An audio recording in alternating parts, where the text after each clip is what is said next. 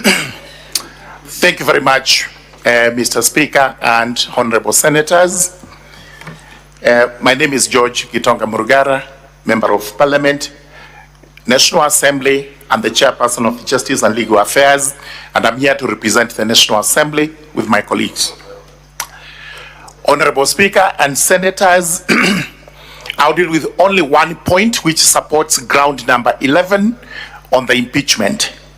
And the ground 11 is insubordination and failure to actually act collectively with the other members of the cabinet and the presidency.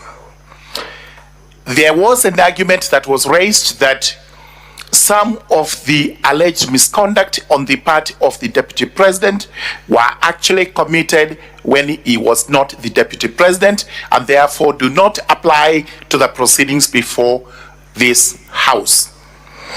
Reference is made to Article 151B of the Constitution, which provides that the ground for impeachment would only be serious consideration of serious reasons to believe that an offense has been committed.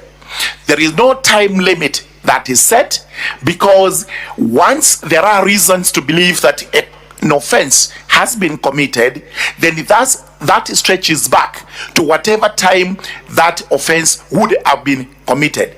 This is to say, if in the pendency of the life of the presidency or the deputy president, it is discovered that before you assume the office, you committed an offense, that forms a ground for impeachment. This leads me to the next argument, which are the admissions that the deputy president actually made before the House.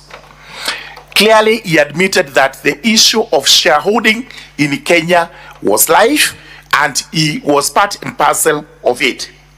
Therefore, Kenyans were shareholders. He actually admitted in the House and also in the press in the country that he believed the president was behind this motion.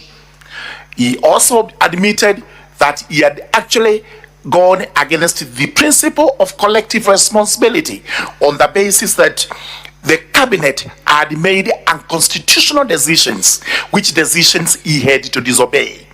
He also went on to dismiss this parliament as a theater of the absurd, and that he did not expect much from here. The question is this, and that, honorable senators, you have to grapple with. If the deputy president was actually to be saved by this House, with whom would he work? He would not work with the Kenyans whom he has antagonized with his shareholding notion that he has spread across the country. Number two, he would have difficulty serving with his boss whom he has accused of being behind this motion. He would not actually work with the cabinet where he is responsible for everything that is done in the cabinet and the sub-cabinet committees brought together by the principle of collective responsibility. He would not be able to work with this parliament, which he has called a theater of the absurd. With whom would he work?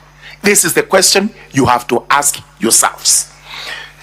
What we have before us today is like a marriage. And I have to draw that analogy because actually the position occupied by the subject of the discussion and the motion, the Honorable Rigathi Gachagua, is now untenable.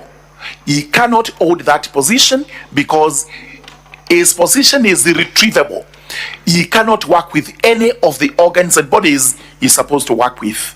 Therefore, the position being irretrievable, then it means actually he has to be impeached. And I implore upon you to actually do so. Where a marriage is irretrievably broken, you cannot apply any law. The marriage is gone. Whichever law you try to apply, it does not matter. For the deputy president today, we cannot apply any measure of legalese because this is not likely to assist us in any way. The position remains, this is a political process, these political offices they are holding, and therefore they are irretrievably broken. As I pen off, Honorable Senators, Honorable Speaker, sir, I will refer you to a biblical book in the Old Testament, the book of Jonah, chapter 1. And when the senators retire, they can actually look at that, the entire chapter. What happened here when Jonah disobeyed the command from his superior, and that was the deity? He actually had to flee.